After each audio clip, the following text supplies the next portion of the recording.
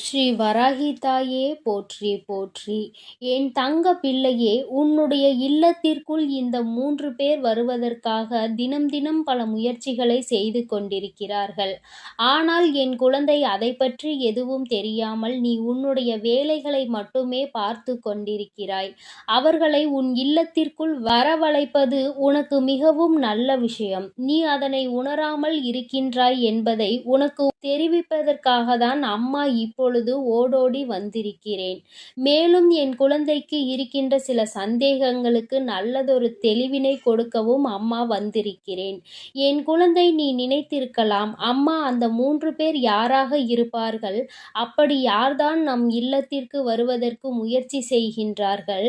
நம் இல்லத்தில் ஏதேனும் தீய விஷயங்களை செய்து விடுவார்களா?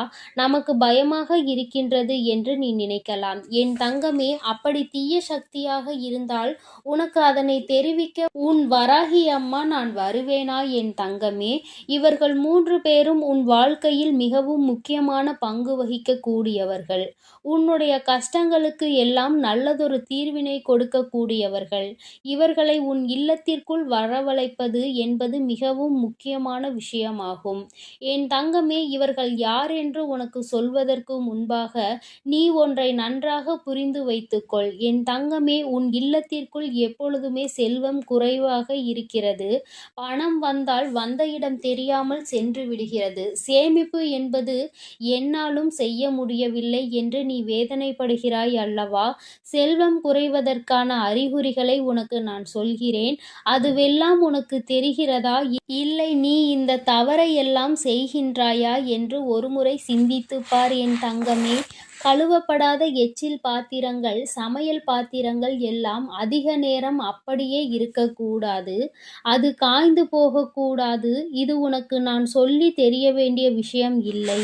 நீயே இதை முன்னே தெரிந்து வைத்திருப்பாய். இது போன்ற பாத்திரங்களை வைத்திருக்க கூடாது என்று. ஆனால் அப்படி வைத்தால் என்ன நடக்கும் என்பதை நீ அறிந்திருக்க மாட்டாய். இது உன் இல்லத்தில் செல்வத்தை குறைப்பதற்கான மிக பெரிய ஒரு அறிகுறியாக கருதப்படுகிறது. என் தங்கமே, அதுபோல வீட்டில் பெண்கள்தான் விளக்கேற்ற வேண்டும். ஆண்கள் விளக்கேற்றுவது என்பது சரியான விஷயம் கிடையாது. பெண்கள் இருக்கும் பொழுது பெண்கள்தான் ஏற்ற வேண்டும். ஏனென்றால் பெண்கள்தான் மகாலட்சுமியின் உருவமாக கருதப்படுகின்றார்கள். அவர்களை நாம் லட்சுமி தேவியாக வணங்குகிறோம். பெண்களை எல்லோரும் இந்த வீட்டின் மகாலட்சுமி என்றுதானே சொல்லி அழைக்கின்றோம். அப்படி இருக்கும் பொழுது, ஒரு வீட்டில் பெண் இருக்கும் பொழுது அந்த பெண்தான் விளக்கினை ஏற்றி வழிபட வேண்டும். என் தங்கமே, அதுபோல தலைமுடி என்பது தரையில் வந்து உலா வந்து கொண்டே இருக்கக்கூடாது. எங்கு பார்த்தாலும் வீட்டில் முடியாக இருக்கிறது என்றால் அது கூட உன் இல்லத்தில் செல்வம் குறைவதற்கான ஒரு அறிகுறியாக தான் எடுத்து கொள்ளப்படுகிறது. அதுபோல வீட்டினுள் மூலை முடுக்குகளில் எப்பொழுதும் ஒட்டடைகள் இருந்து கொண்டே இருப்பது, அதுபோல இருக்குமானால் நீ அவற்றையெல்லாம் உடனே துடைத்து எறிந்துவிட வேண்டும் என் தங்கமே. அதன் பிறகு சூரியன் மறைவு ஏற்பட்டதற்கு பிறகு வீட்டை பெருக்குவது, துடைப்பது, அதன் பிறகு தூங்குவது, இது எல்லாம் மிக பெரிய தவறு.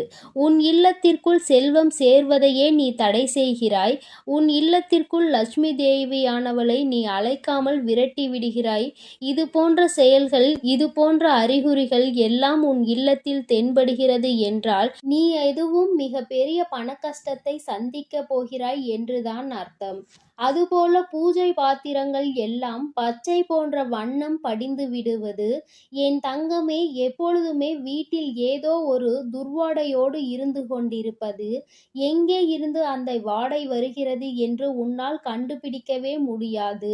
அந்த அளவிற்கு ஏதாவது ஒரு வாடை இருந்து கொண்டே இருக்கும். அதுபோல அழுக்கு துணிகளை வீட்டில் எப்பொழுதுமே சேர்த்து வைப்பது. இவை எல்லாமே ஒரே ஒரு விஷயத்தை மட்டும்தான் உனக்கு புரிய வைக்கின்றது. லட்சுமி தேவியானவள் உன் இல்லத்திற்குள் வந்து தங்கி இருக்க வேண்டுமானால் நீ இது போன்ற செயல்களை எல்லாம் செய்யக்கூடாது. வீட்டினுடைய பெண் மகாலட்சுமியாக சென்று விளக்கினை ஏற்ற வேண்டும். லட்சுமி தேவியாரை அன்போடு அழைக்க வேண்டும். கழுவப்படாத பாத்திரங்களை போட்டு வைத்திருந்தால் அதை பார்க்கும் பொழுது நம் தாயானவளுக்கு அவளை அவமானப்படுத்துவது போல தோன்றும். அதேபோல சூரியன் மறைந்துவிட்ட பிறகு நீ தூங்கிக் கொண்டிருந்தால், விளக்கேற்றும் நேரத்தில் நம் தாயானவள் உன் இல்லத்திற்கு வர நினைக்கின்ற நேரத்தில், இது போன்ற செயல்களை ஒருபோதும் செய்யக்கூடாது. அழுக்கு துணிகளை சேர்த்து வைப்பது நம் தாயானவள் வந்து அமர்வதற்கு தடையாக இருக்கும் என்பதை நீ நினைவில் வைத்துக்கொள். என் தங்கமே, வீட்டில் ஒட்டடை சேரவிடாமல் நீ பார்த்து கொள்ள வேண்டும். செல்வம் பெருக வேண்டும், நல்ல வசதி வாய்ப்புகளை பெற வேண்டும் என்று நினைக்கின்ற நீ, எப்பொழுதுமே சோர்வடையாமல் வீட்டை சுத்தமாக வைத்திருக்க பழகு. உன்னுடைய இல்லம், உன்னுடைய உள்ளமும் சுத்தமாக இருக்கும் பொழுது, உன் இல்லத்தில் எப்பொழுதுமே செல்வம் என்ற ஒன்றிற்கு குறைவில்லாமல் மாறிவிடும் என் தங்கமே. நீ ஒன்றை நன்றாக புரிந்துகொள். நான் சொன்ன 3 பேரில் ஒருவர்தான் நம் லட்சுமி தேவியார். அவர் உன் இல்லத்திற்குள் வர முயற்சி செய்கிறார்கள். ஆனால் நீ இதுபோன்ற சிறு சிறு தவறுகளை செய்து அவரை வரவிடாமல் தடுத்து நிறுத்துகிறாய். இன்னும் 2 பேர் யாரென்று சொல்கிறேன். அவரை எந்த நேரத்தில் நீ எப்படி அழைக்க வேண்டும் என்று அம்மா சொல்கிறேன். என் தங்கமே, அதிகாலையில் 4 மணி முதல் 5 மணி வரை உள்ள நேரத்தினை எப்பொழுதுமே பிரம்ம முகூர்த்தம் என்று கூறுவார்கள். அப்பொழுது நீ உன்னுடைய படுக்கையை விட்டு எழுந்திருக்க வேண்டும். முதலில் உனக்கு அப்படி எழுந்திருக்கும் போது சற்று சிரமமாகத்தான் இருக்கும். அதிகாலையில் எழுந்திருக்க வேண்டுமா என்று நிச்சயமாக உனக்கு கஷ்டமாகத்தான் இருக்கும். ஆனால் நீ ஒருமுறை அப்படி எழுந்திருக்க பழகிவிட்டால் அது உனக்கு பழக்கமாக மாறிவிடும்.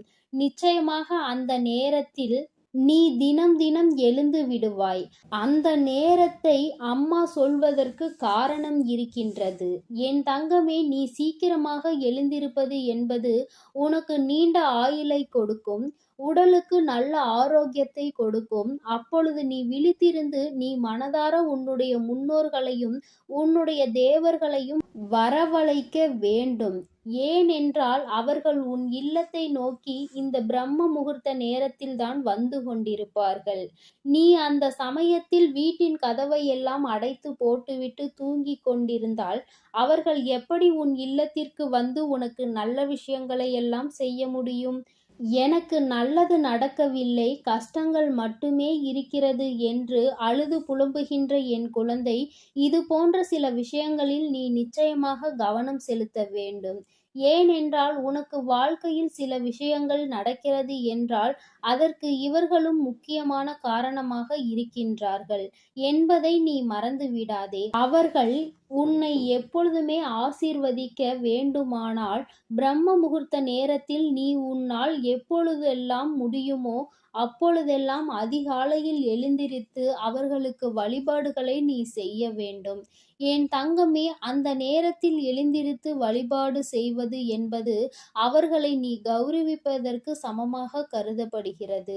என் தங்கமே, நீ உன்னுடைய முன்னோர்களையும் தேவர்களையும் உன்னுடைய லட்சுமி தேவியாரையும் நீ நிச்சயமாக இந்த நேரத்தில் வீட்டினுள் வரவழைத்து விட்டால் உன்னுடைய கஷ்டங்களுக்கு எல்லாம் நிச்சயமாக நல்ல ஒரு தீர்வு வந்துவிடும். பண கஷ்டம் என்ற ஒன்று உன் வாழ்க்கையில் இல்லாமல் போய்விடும் என் தங்க குழந்தையே. அதிகாலையில் 5 மணிக்கு எப்பொழுதுமே கொல்லைப்புற வாசலை திறந்து வைத்து அதன் பிறகுதான் தலைவாசலை நீ திறந்து வைக்க வேண்டும். ஏனென்றால் உன் இல்லத்திற்குள் வருகின்ற கடவுள் நிச்சயமாக அங்கே நல்லதொரு வெட்ட வெளிச்சத்தில் காற்றோட்டமாக உன் இல்லத்தை பார்த்த உடனே மங்களகரமாக இருக்கின்ற இடத்திற்கு தான் வர ஆசைப்படுவார்கள்.